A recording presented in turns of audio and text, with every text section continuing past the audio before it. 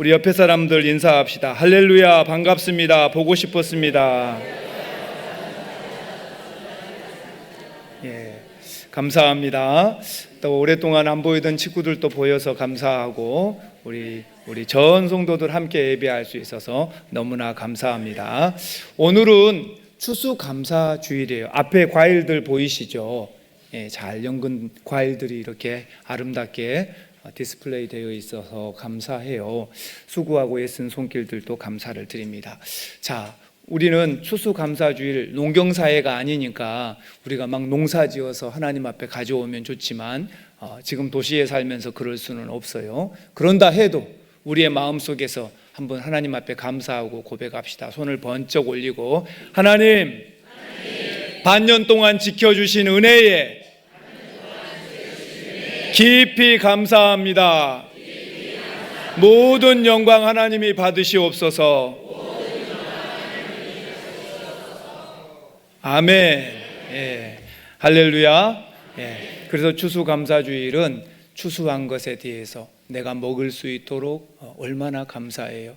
그래서 이 절기는 구약으로 말하면 수장절이에요. 수장절. 수장절은 뭡니까? 추수해서 조장하는 거라는 거예요. 예. 그래서 여러분 농경사회에서 많이 추수해서 내가 겨울철 내내 먹을 수 있도록 창고에 그득히 넣어놓으면 마음이 어떠겠어요? 든든하고 얼마나 감사하겠어요. 하나님 감사합니다. 감사하겠습니다. 추수감사는 그런 의미죠. 너무너무 감사해요. 그래서 하나님 앞에 여러분들이 감사해야 돼요. 자녀들도 우리 부모님도 또 우리에게 지금 이만큼의 건강을 주신 것도 직장이나 사회생활 할 수 있는 것도 내가 이만큼 걷고 웃고 먹고 마시고 할 수 있는 것도 하나님의 은혜입니다. 너무 감사합니다. 예, 하나님의 은혜입니다. 내가 지금 아프리카에 태어났다면 이렇게 살지 않을 것인데 너무너무 감사합니다. 여러분과 깊은 감사를 하나님 앞에 실질적으로 드리는 이 추수감사절이 되시기를 바랍니다. 자, 오늘 말씀의 제목을 함께 같이 보겠습니다. 무엇을 원하며 사는가? 시작. 예, 오늘 본문의 말씀을 우리가 함께 봅니다. 마태복음 20장인데요. 예수님께서 저 북쪽의 갈릴리 사역을 마치시고 이렇게 유대인들의 3대 절기 중에 하나인 유월절, 이 유월절에 이렇게 내려오실 때예요. 예수님께서 이렇게 3년의 공생애를 했을 때를 어떻게 추정하느냐? 3년인지. 예수님이 공생애를 시작할 때 유월절에 시작하셨거든요. 그래서 이 첫 번째 유월절, 총 4번의 유월절이 있었어요. 첫 번째 유월절부터 예수님이 공생애를 시작하셨어요. 그리고 두 번째 유월절이 왔어요. 그러면 몇 년 하신 거예요? 1년. 두 번째 유월절에서 또 세 번째 유월절을 맞이했어요. 그럼 몇 년 하신 거예요? 2년. 또 세 번째 유월절에서 오늘 본문의 이 유월절에 해당되는 이 네 번째 유월절까지 가까운 이 시간대가 오늘 본문의 시간적인 배경입니다. 위치는 갈릴리에서 유다 쪽으로 내려오고 계십니다. 자, 유월절을 지키기 위해서 이스라엘의 남자들은 3대 절기만큼은 1년에 꼭 예루살렘을 찾도록 되어 있었거든요. 그래서 예루살렘으로 이제 지도상으로 보면 내려오고 있지만 항상 예루살렘 중심의 마인드는 성전을 향해서 올라간다 라고 표현합니다. 그래서 어느 곳에 있든지 성전을 향해 갈 때에는 올라간다, 내려간다? 올라간다. 하나님을 배우려고 올라가는 거예요. 그리고 성전에서 내려오고 멀어질 때에는 내려간다. 이렇게 표현을 하죠. 자, 그래서 예수님께서 이렇게 예루살렘으로 올라가고 계실 때였습니다. 그 도중에 일어난 사건인데, 이제 예수님이 예루살렘에 올라가시면 마지막 유월절을 마치고 붙잡히셔서 고난과 순환을 당하실 겁니다. 그리고 마침내에 십자가에 못 박혀 돌아가시고 무덤에 묻히셨다가 3일 만에 부활하시고 영광스러운 승귀를 입게 될 것입니다. 예수님은 이 사건을 제자들에게 그럴 것이다 하고 이미 이 오늘 본문은 20장이지만 마태복음 16장에서 또 마태복음 17장에서 미리 2번이나 말씀해 주셨어요.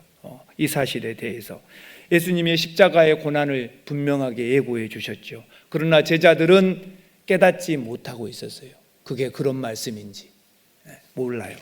그래서 예수님은 오늘 본문의 세 번째로 본문의 내용을 통해서 또 예수님의 고난과 순환에 대해서 말씀해 주십니다. 그래서 예수님께서 이렇게 반복적으로 어떻게 십자가를 지실 것인지를 말씀해 주시는 것은 뭡니까? 앞으로 환난이 다가올 테니까 그것들을 위해 좀 준비해라, 이렇게 알려주시는 거죠. 그런데 제자들은 자꾸 깨닫지 못하고 있기 때문에 예수님은 또 말씀해 주시고 또 말씀해 주시고 그러는 거죠. 그래서 이 세 번째 순환에 대해서 말씀하실 때 오늘 본문에 보니까 20절에 그때에 하고 얘기하시잖아요. 그때에. 이거는 이 세 번째 순환 당할 것을 말씀하시는 거예요. 그래서 마태복음 16장에도 말씀하셨고 17장에 또 말씀하셨고 지금 또 그 얘기를 하고 계실 그때예요. 그때에. 그 주님의 중요한 순간에 그때에 누가 찾아왔습니까? 오늘 보니까 세베대의 아들의 어머니가 아들들을 데리고 예수님께 찾아와서 절을 하면서 부탁, 청탁을 하고 있는 것입니다. 그래서 오늘 우리가 본문을 보면서 우리는 무엇을 원하고 사는가 한번 살펴보기를 원합니다. 우리가 동상이몽이라는 말이 있죠. 동상이몽이 뭐예요? 같은 침대에서 잠을 자는데 꿈은 다른 꿈을 꾸고 있는 거예요. 그렇겠죠? 부부가 나란히 누워서 잔다고 꿈까지 같을까요? 이게 동상이몽이에요. 예수님과 제자들이 같이 3년의 공생애를 같이 살고 같이 돌아다니고 같이 먹고 살았어도 예수님이 생각하고 계신 거하고 지금 제자들이 생각하고 있는 거하고 같아요? 달라요? 다릅니다. 이게 오늘 본문의 문제거리인 거죠. 그래서 우리는 무엇을 원하고 사는가? 첫 번째는요, 한번 따라 합시다. 예수님의 우편과 좌편의 명예. 오늘 본문에 보면 예수님 우편과 좌편의 명예를 원했어요. 세베대의 아들의 어머니가 아들들을 데리고 예수님께 찾아와 절합니다. 예수님이 왜 무엇을 원하느냐 하고 묻습니다. 그러니까 여기 있는 우리 두 아들을요, 예수님 나라가 임할 때에 하나는 우편에 하나는 좌편에, 우리로 말하면 하나는 영의정 하나는 좌의정, 그렇게 해주시면 안 될까요? 이렇게. 여기에 세베대의 아들의 어머니는요, 이 살로메입니다. 살로메. 다른 성경 마태복음 27장이나 마가복음 15장에 보면 살로메예요. 그러니까 세베대의 아들의 어머니니까 세베대의 부인이라는 뜻이에요. 이렇게 어렵게 표현해놔도 세베대의 부인. 영어로 말하면 미세스 세베대예요. 미세스 세베대. 세베대 부인이 자기 아들들 둘 데리고 와서 예수님께 부탁하는 거예요. 주의 나라에서, 그녀도 알았어요. 주님의 나라가 임할 것을. 주님이 그 약속의 주인공인 줄 알았어요. 메시아인 줄 알았어요. 오늘 우리도 예수님께서 누구인지 알고 있습니다. 이분이 메시아이시고 하나님의 아들인 거 알고 있어요. 살로메는 알고 있었어요. 그래서 그 주의 나라가 임하신다면 하나는 우편, 하나는 좌편에 우리 아들을 앉혀주십시오. 이렇게 기도하는 거예요. 하나님의 나라와 의를 위해서 간구하고 기도하는 게 아니라 자기 아들들의 영광을 구하고 있는 것을 우리가 보게 됩니다. 사랑하는 성도 여러분, 오늘 본문에 그렇게 했다면 오늘 저와 여러분은 이 살로메처럼 예수님께 우리는 무엇을 구하고 사는가? 예수님께 무엇을 구하려고 나왔는가? 우리도 예수님께 무엇을 구하며 살고 있는가? 한번 살펴봐야 합니다. 우리가 다 아는 바대로 아들의 출세와 성공 그리고 높은 자리를 주라고 예수님께 간구하고 있는 것을 보게 됩니다. 세상에 어느 부모인들 자식들이 잘 되는 거 그걸 바라지 않는 부모가 누가 있겠어요?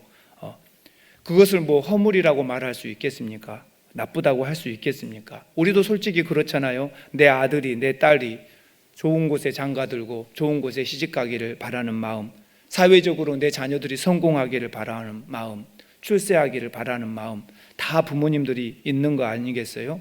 이거는 일반적인 모든 인간이 갖는 공통적인 인지상정이라 할 수 있죠. 사람이라면 똑같이 그런 마음을 갖겠지요.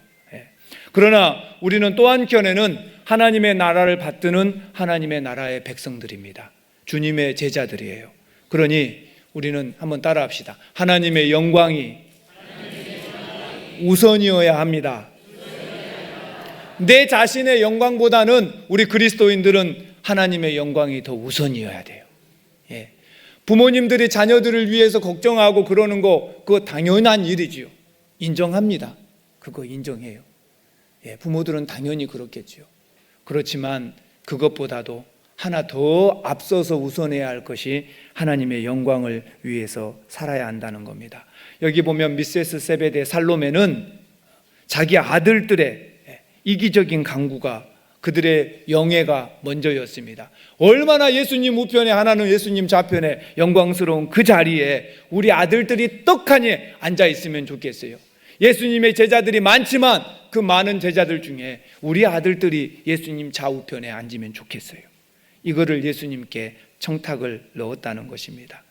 오늘도 우리가 그리스도인으로 이 땅에서 살아가다 보면 우리도 이런 경우가 우리의 안에서 이런 바람이 없냐 그 말이에요. 수단이야 방법이야 어떻게 되었든지, 과정이야 어떻게 되었든지 무슨 방법을 통해서라도 높은 위치에 오르고 싶고 삶의 풍요를 누리고 싶고 자녀들의 출세에만 관심을 갖고 있고 그것이 성공이라고 생각하고 있고, 이것이 저와 여러분에도 이런 생각들이 자리 잡은다면 다시 한번 생각해 보실 수 있기를 바랍니다. 한번 따라합시다. 나는 그리스도인입니다. 네. 그리스도께 속한 사람이고 하나님께 속한 사람은 그런 사람이에요. 세상에 속한 사람들은요 그렇게 생각하고 살아도 마땅해요. 네. 그러나 그리스도인은 한 번 더 생각해야죠. 우리의 먼저 된 우선순위가 무엇인가 생각해 보아야 합니다. 그렇다면 오늘 여기 미세스 세베데처럼 살로메처럼 우리가 예수님 앞에 가서, 우리도 지금 예수님 앞에 가면 수없이 많은 것들을 기도하고 간구합니다. 예수님 이것도 좀 해주십시오. 예수님 저것도 좀 해주십시오. 막 간구한 거 많죠. 그러나 한번 따라합시다. 그의 나라와 그의 의를 먼저 구해야 합니다. 예, 성도들이, 그리스도인들이 하나님의 나라를 구하지 않고 살면 누가 그것을 구하고 살겠어요? 누가? 우리 그리스도인들이 하나님의 나라를 걱정하고 근심해야죠. 누가 하겠어요? 우리가 안 하면 누가 하겠어요? 부지런히 하나님의 나라를 위해서 간구해야 됩니다. 그래서 요즘 내가 하나님 앞에 가장 중요하게 여기면서 기도하는 게 무엇인가 딱 생각해 보면 그게 정확하게 나예요.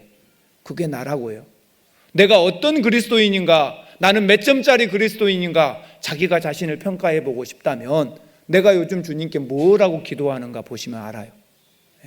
내가 제일 중요하게 생각하는 기도가 뭔지, 내가 요즘 가장 많이 하는 기도가 뭔지 여러분 스스로가 여러분에게 점수를 매길 수가 있어요. 나는 그런 사람이구나. 하나님 나라를 위해 내가 무엇을 구하고 있는지, 아니면 세상 사람들과 똑같이 나의 명예와 부와 물질에 대한 탐심, 그것이 나도 구하고 있는 살로메 같은 모습인지 우리가 자신을 살펴봐야 합니다. 예, 세상의 명예에, 세상의 권세에 탐심을 부리면 잘못되는 것들은 상당히 위험해요. 한 마을에 존 부스라는 청년이 있었어요. 어렸을 적부터 형하고 늘 비교를 당했어요. 형은 똑똑하고 잘난 형이었어요. 그래서 부모님께 야단 맞을 때마다 부모님이 그랬어요. 너는 왜 그렇게 못났냐? 너 형같이만 좀 돼봐라. 맨날 이거였거든요. 근데 그 형은 매사에 모범생이었고 공부도 잘하고 일도 잘합니다. 그래서 나중에 훌륭한 정치가가 되었습니다. 그런 형에 대해서 큰 컴플렉스를 갖고 살았던 그 동생은 이런 마음을 존 부스가 먹습니다. 나도 형보다 더 유명해지고 싶다, 이런 마음을 먹어요. 근데 이 삐딱한 잘못된 마음이 나중에 어떻게 퍼집니까? 어떻게 하면 유명해질까? 근데 여러분 노력 안 하고 유명해지겠어요? 그래서 쉽게 유명해질 수 있는 생각을 찾았어요. 너무 위험하죠. 뭡니까? 유명한 사람을 죽이면 내가 유명해지겠다 생각한 거예요. 기가 막힌 생각이죠. 이 얼토당토 하는 생각을 해버린 거예요. 그래서 유명한 사람을 죽이기로 마음먹었습니다. 그러면 나도 유명해지겠지. 내가 형보다도 더 유명해지겠지. 그가 죽이기로 생각한 사람이 누굽니까? 링컨 대통령이었어요.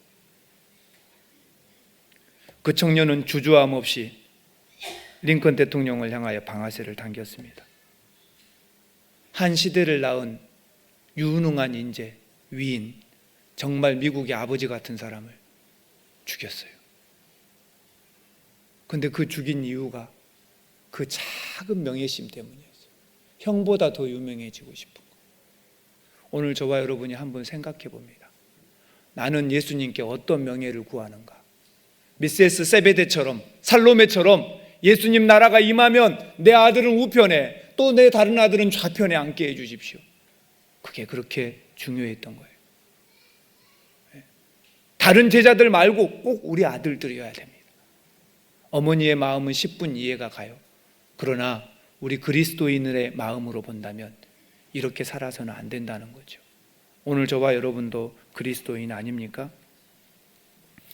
한 젊은이가 미술관에서 가이드 일을 합니다. 사람들, 이 가이드가 하는 일을, 미술관 가이드가 하는 일을 한 문장으로 압축하면 그거예요. 1. 사람들을 그림 앞으로 인도한다. 2번째, 짧은 질문에 대답해 준다. 3번째, 자리를 비켜준다. 이게 다예요.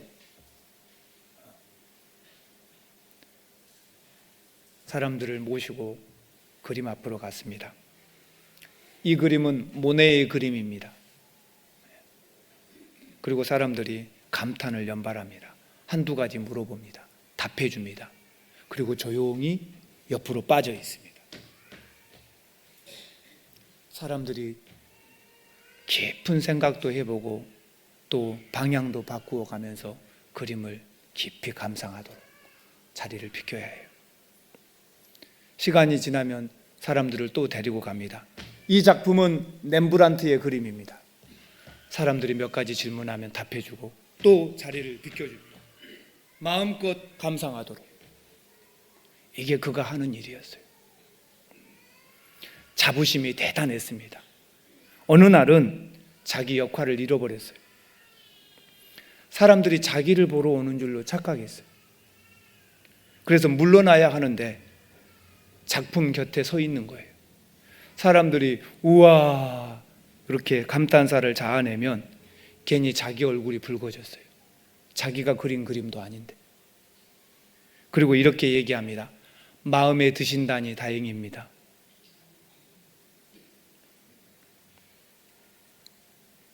이따금씩 사람들이 우와 하고 감탄사를 내뱉으면 감사합니다. 언제부턴가 이렇게 변해버리더란 말이에요. 남의 작품이죠. 근데 마치 자기가 그러다가 조금씩 그림에 손을 자기가 뻗치고 있더라는 거예요. 자기가 그린 것처럼. 그리고 어느 날은 그림을 다 가려버리더라고요. 나를 보라고. 우리가 많은 생각을 해보게 됩니다. 우리가 취하고 살고 원하고 사는 거, 주님 앞에 구하는 것이 처음에는 조금이에요. 내가 해야 할 본분이 어딘지 알고 살아야 되는데, 내가 그리스도인으로 살아야 되는데, 예수님 좌우편에 콩나물, 또 부스러기, 떡고물 이런 거 떨어지기를 바라고 내가 주님에게 봉사하고 섬기고 제자로 살았는가? 그거 아니잖아요. 미세스 세베데 살로메가 자기 아들들 데리고 와서 예수님 나라가 임하고 예수님이 진정한 통치자 왕으로 군림하실 때에 너는 꼭 예수님 오른편에 앉아야 된다. 둘째, 너는 꼭 왼편에 앉아야 된다. 엄마가 이러면서, 엄마 무슨 말씀이세요? 내가 주인공이 아닙니다. 엄마 무슨 말씀이세요? 해야죠. 근데 그들도 같이 와서 엄마와 함께 절을 하면서 예수님 앞에 간청을 하고 있습니다. 이게 어쩌면은 저와 여러분의 모습은 아닐까요? 우리도 조금씩 탐하다 보면 나도 모르는 사이에 내가 그림 앞에 가로막고 있어요. 어쩌면 우리도 나도 모르는 사이에 내가 예수님 자리를 다 차지하고 있고 예수님과 복음과 교회는 다 가려버리고 나만 쳐다보라고 하고 있는지도 몰라. 그런 모습이 우리 안에 있어서는 안 되죠. 많은 사람들이 예수님 때문에 교회 안 다니는 거 아닙니다. 누구 때문에 그럽니까? 예수님과 교회를 가리는 나 때문이에요. 내가 그 자리를 다 가리고 이제 나를 보라 그래요. 참 저와 여러분이 이 추수감사절을 지키면서 많은 생각을 해보게 합니다. 앞에 있는 과일 하나도, 어느 거 하나도 주님이 허락하시지 않으면 안 돼요.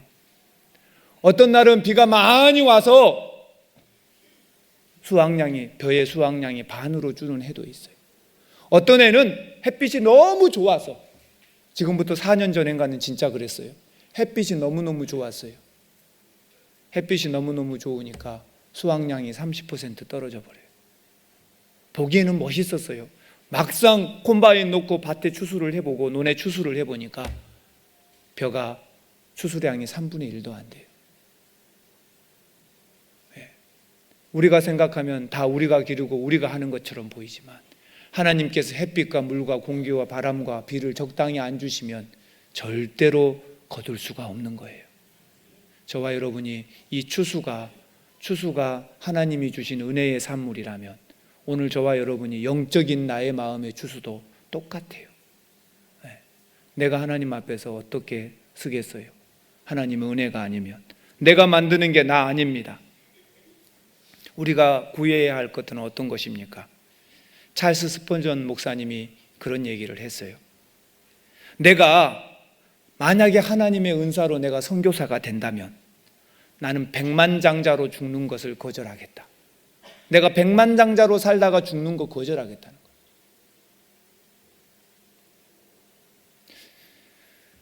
여러분, 이건 실제 있었던 일이에요. 그 미국의 백만장자들이 사는 그 동네에 가서 인터뷰를 하고 그런 기자가 실제로 있었는데요. 백만장자들은 어떤 마음으로 사는가 물어보고 싶어서, 우리도 궁금하잖아요. 그래서 지나가는 사람 하나를 잡고 백만장자들은 어떤 마음인가 인터뷰를 하려고, 혹시 당신이 백만장자입니까? 그러니까 이 사람이 아닙니다. 딱 그래요. 아닙니다. 굉장히 기분 나빠하면서, 아니 왜 기분을 나빠할까?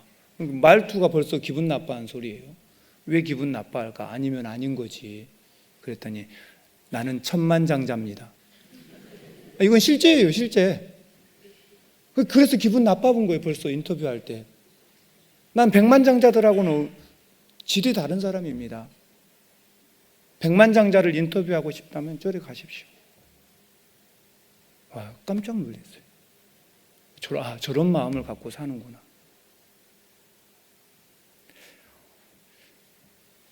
찰스 스펀전 목사님은 만약에 나를 선교사로 가라고 한다면 내가 평생토록 백만장자로 살다가 죽는 것과 선교사로 가는 것 중에 뭐 어떤 명예를 택할 거냐? 그럼 난 두말하지 않고 선교사로 가겠다.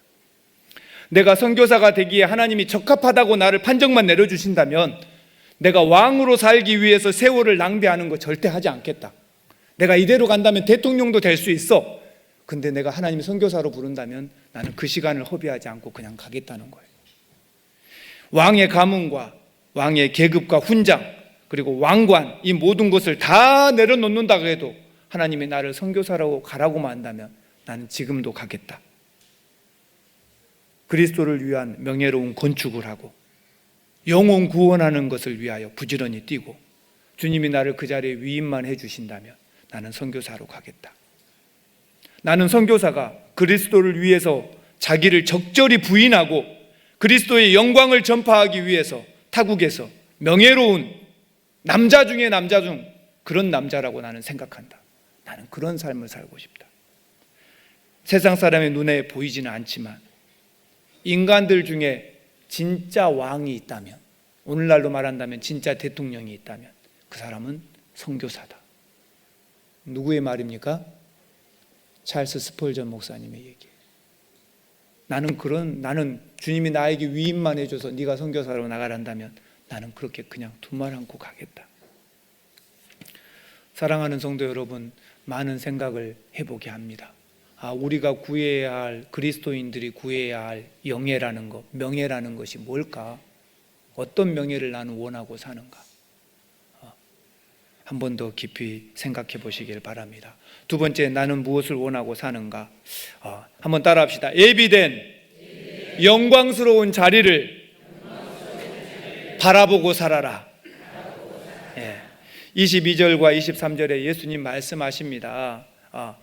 야, 너희들이 지금 나한테 무엇을 원하고 있는지 너희들은 모른다. 나한테 달라고 한 예수님 우편의 자리와 예수님 좌편의 자리를 달라고 너희가 하는데 이 자리가 어떤 자리인지 너희들은 지금 모른다. 이렇게 주님이 말씀하셔요. 모른다. 그러면서 내가 마시려는 잔을 너희도 마실 수 있느냐? 이렇게 물어봐요. 그러니까 예, 마실 수 있습니다. 예수님 마실 수 있습니다. 그 잔을 마셔야 우리가 예수님 우편과 좌편에 앉은다면 기꺼이 나는 그 잔을 마실 수 있습니다. 이렇게 얘기한 거예요. 그러나 예수님은 니들은 내가 마시려는 잔이 뭔지 모른다. 지금 너희들이 나한테 무엇을 달라고 하는지 모른다 그 말이에요. 이 자리에 예수님의 좌편과 우편에 앉아야 할 사람들의 자격이 어떤 건지 니들은 하나도 모르고 지금 구하고 있다 그 말이에요. 여러분, 저는 제가 대통령 될 일도 없습니다만은요, 저는 대통령 안 한 것이 너무 감사해요. 이렇게 생각하면 여러분이 누가 대통령 시켜주기라도 한답니까? 그러겠지요. 근데요, 대통령 됐으면은요, 자고 있으면 막 전화벨 울립니다. 여보세요? 지금 북한에서 미사일이 움직이고 있습니다. 핵미사일이 위치를 바꾸고 있어요. 그러면 자다가 말고 가야 돼. 그리고 미사일이 지금 해치를 열었어요. 올라오고 있어요. 그러면 전군의 비상령을 내리고 대통령실 지하 벙커에서 모여서 어떻게 할까? 우리는 미사일 준비됐느냐? 올라올 때 요격할래? 실패하면 날라올 때 요격할래? 만약에 그것도 실패하면 지상으로 떨어질 때 요격할래? 3단으로 준비를 해라. 아무도 모르게 비밀로 해야 된다. 꼴딱 날을 세우고. 근데 다행히 북한이 안 쐈어요. 다행이다. 그리고 마음을 조이고. 근데 우리는요, 참 감사해요. 어젯밤에 무슨 일이 일어난지 알아요, 몰라요? 잠만 잘 잤어요. 제일 문제가 뭐냐? 피자집에 전화했는데 배달이 안 와. 우리는 그런 걸로. 통닭집이 전화했는데 출발했다는데 통닭이 안 와. 우리는 이런 걸로 걱정하고 근심하고. 얼마나 여러분 무거운 짐을 지고 있는 사람의 무게를 우리는 모르죠. 누군가 엄청난 무게를 감당하고 사는 거죠. 예수님이 감당하고 있는 무게를 제자들은 몰랐어요. 그냥 여기 앉아도 되고 여기 덥석 앉아도 되고 하나님의 나라에서 영의정 좌편으로 권세를 누리고 살 거 그것만 생각했단 말이에요. 너희들은 내가 마시려는 잔이 뭔지 도무지 모른다. 예수님이 마시려는 잔은 뭡니까? 고난의 잔입니다. 죽음의 잔입니다. 십자가의 잔입니다. 니들 그거 마실 준비가 됐냐? 근데 이 철없는 제자들이 예, 마실 수 있습니다. 나는 준비가 됐습니다. 그렇게 얘기하는 거예요. 그때 예수님이 뭐라고 말씀합니까? 여기에 앉을 사람은 하나님이 정해 놓으셨다. 하나님이 이미 예비해 놓으셨다. 예수님의 우편과 좌편에 앉을 사람들은 하나님이 준비해 놓으셨다 그 말이에요. 여기는 누가 앉게 되는 줄 아느냐? 이 고난의 잔을 함께 마시는 사람들이 앉을 것이다. 나와 함께 고난을 받고 나와 함께 죽도록 헌신하고 예수님을 위해서 죽도록 고생한 사람들이 앉을 자리가 여기다 그 말이에요. 때로는 땀을 흘리고 때로는 눈물을 흘리고 때로는 피를 흘리면서 그 자리에 같이 고생했던 사람들이 앉을 자리가 이 자리다. 여기가 그런 자리인 건 너는 알고나 있냐? 예, 압니다. 알기는요, 하나도 모르고 그런 거예요. 오늘 우리는 많은 생각을 하게 됩니다. 우리 그리스도인들이 항상 잊지 말아야 할 거는요, 구원의 서정을 보면 먼저 주님이 우리를 부르시는 거예요. 부르시는 거. 1번이겠죠. 그리고 그 다음에 과정이 뭐겠습니까? 그 다음은 고난의 삶이에요. 예수님이 마시는 잔. 그 다음이 영광스러움. 이 자리는 그 자리예요. 영광스러움.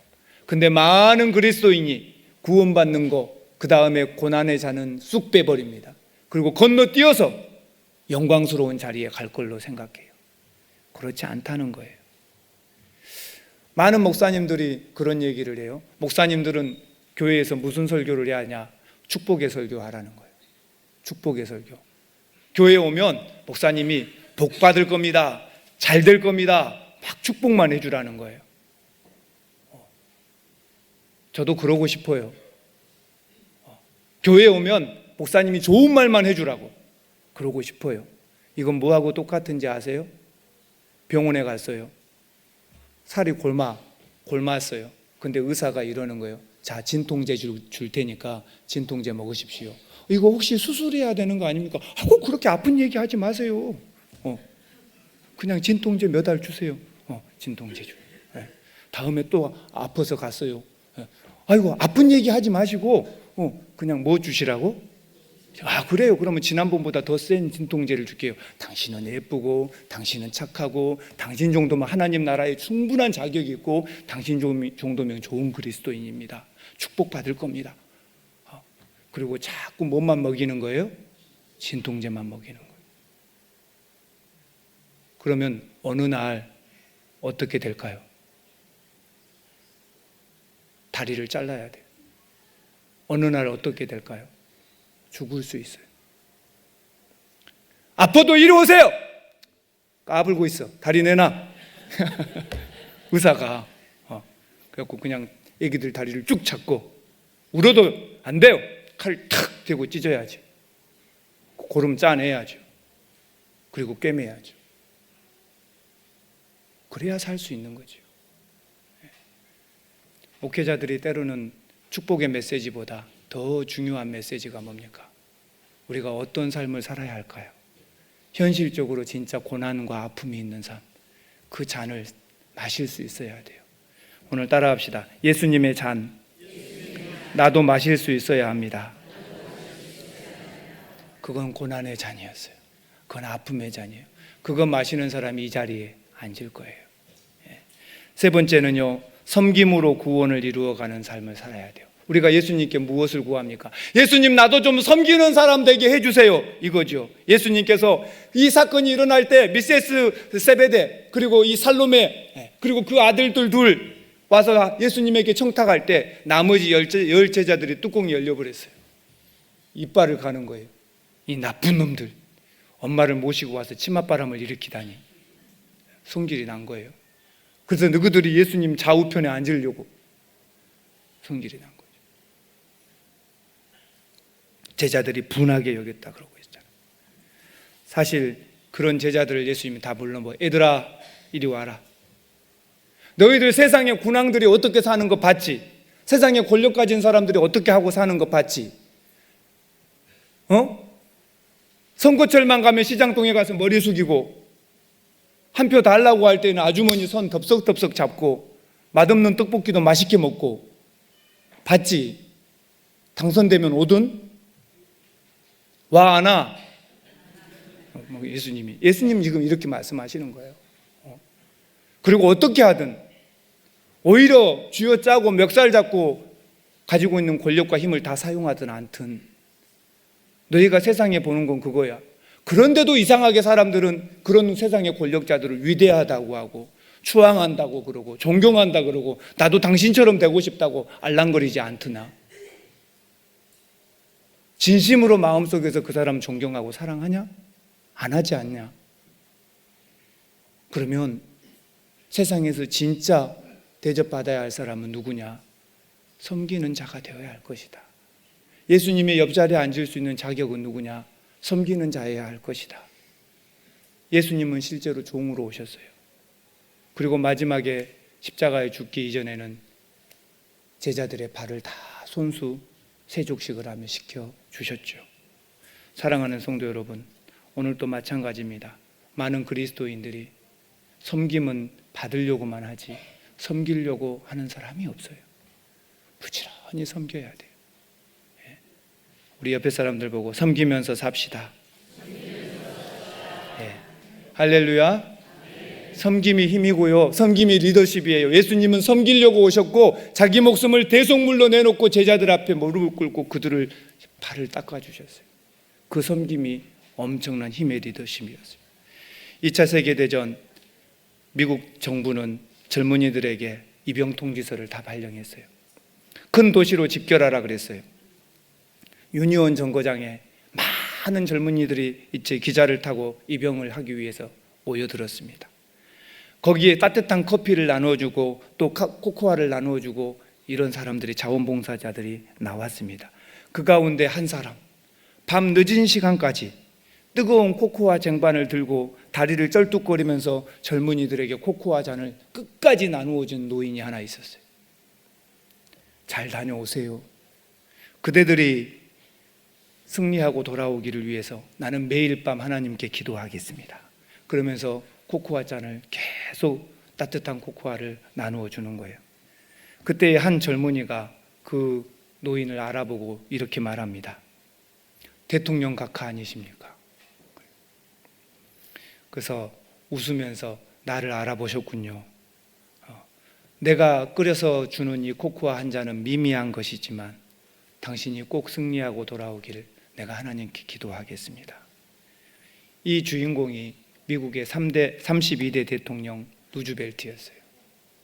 루즈벨트는 정말로 사람들이 인류 평화를 추구하는 뉴딜 정책을 폈던 사람이고 유엔을 창설한 사람이고 그가 다리가 하나 절면서 불편하게 살았지만 모든 사람을 섬기고 살았어요.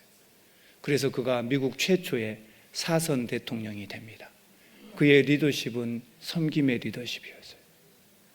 예수님 말씀처럼 저와 여러분이 하나님의 나라와 교회를 받드는 것은 우리의 섬김으로 이루어지는 거예요. 그래서 우리가 예수님께 구할 것은 뭡니까? 예수님, 내가 좀 섬기고 살도록 내게 은혜를 주십시오. 이렇게 구하셔야 돼요. 아셨습니까? 내가 좀 섬기고 살도록 내게 은혜를 주십시오. 이렇게 구하셔야 돼요. 그리고 기회가 있을 때마다 부지런히 섬기셔야 돼요. 교회가 이렇게만 살면 세상은 손가락질 못할 거예요. 세상 사람들 우리보다 더 자기는 엉망으로 살아요. 그런데 교회에 대한 기대값이 높아요. 그러니까 교회는 안 그러기를 바라는 거죠. 그런데 교회마저 자기들처럼 똑같이 살면 그런 교회를 위해 손가락질하는 거예요. 오늘 저와 여러분이 주님의 제자로서 주님 옆에 있는 이런 명예를 구하고 살기보다 주님, 나는 섬기며 살 수 있도록 내게 은혜를 주십시오 하고 구하고 사시기를 바랍니다. 말씀을 마칩니다. 우리는 무엇을 구하며 삽니까? 예수님의 우편과 좌편의 명예를 달라고 구하지 마시고 우리가 부지런히 주님의 고난의 잔을 같이 마시면 하나님이 준비해 놓은 영광스러운 자리가 우리에게 있을 것입니다. 마지막으로 우리가 구할 것은 나도 섬기고 살게 해달라고 구하시기를 주의 이름으로 축원합니다. 기도하겠습니다. 하나님 감사합니다. 이 추수감사주일 너무나 주님 감사합니다. 우리가 이 감사의 마음을 가득 담아서 우리는 주님께 무엇을 구하고 사는지 다시 한번 생각해 보기를 원합니다. 진심으로 우리가 구해야 할 것이 무엇인지, 살로메처럼 어리석게 살지는 않는지 자신을 보게 하시고 정말로 주님 앞에서 주의 닮은 제자로 살게 하여 주시옵소서. 예수님의 이름으로 감사하며 기도합니다. 아멘.